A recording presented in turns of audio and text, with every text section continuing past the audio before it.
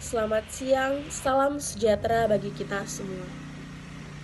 Perkenalkan, nama lengkap saya Claudia Alexandra Stella, biasa dipanggil Claudia, NIM 859301194.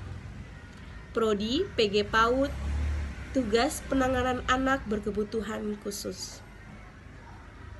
Sering kerap anak kebutuhan khusus perlu ditangani agar dapat tetap optimal untuk berperan di masyarakat.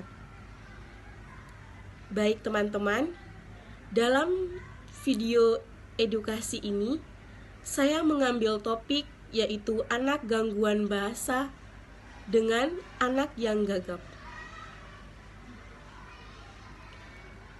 Pengertiannya, salah satu masalah dalam gangguan komunikasi adalah yaitu cara berbicara yang ditandai dengan adanya pengulangan kata, pengulangan suara, dan perpanjangan suku kata atau pengulangan seperti seorang gagap atau berhenti sehingga mengganggu irama alur berbicara.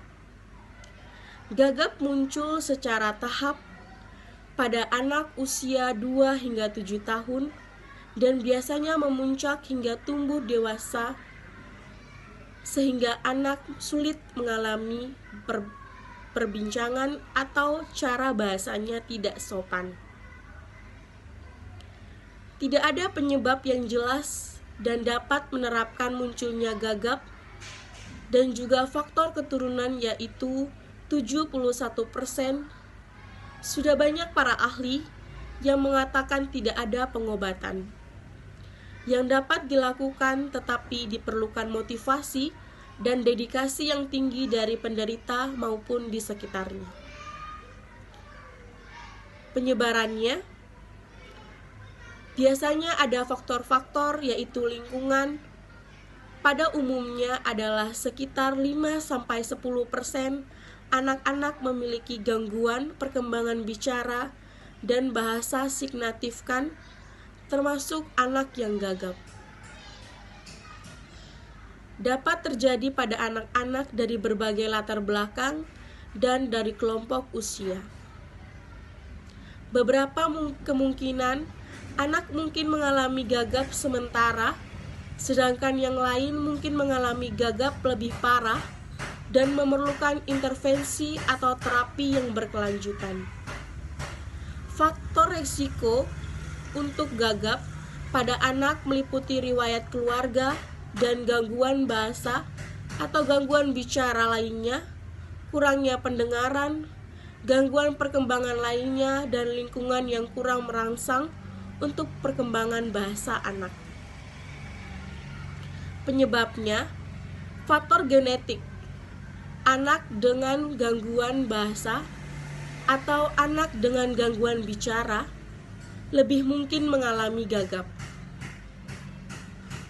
yaitu pertama, anak dengan gangguan pendengaran. Kekurangan pendengaran dapat menyebabkan kesulitan dalam memahami atau meniru suara yang dapat berkontribusi pada gagap. Kedua, keterlambatan perkembangan otot, mulut, dan lidah. Ketidakseimbangan atau keterlambatan perkembangan otot, mulut, dan lidah anak dapat menghambat kemampuan anak itu sendiri.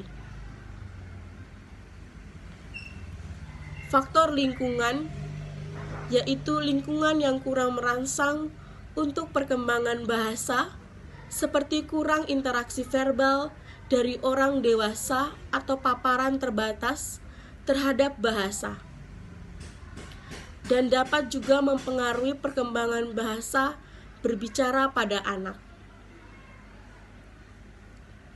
Trauma atau stres. Anak dapat trauma atau stres karena emosional bisa mempengaruhi kemampuan anak untuk berbicara secara lancar. Seringkali anak stres karena diejek, diolok oleh teman-temannya karena tidak pandai berbicara. Penanganan pada anak. Yang pertama, terapi bicara dan bahasa. Terapi bicara dan bahasa adalah pendekatan utama.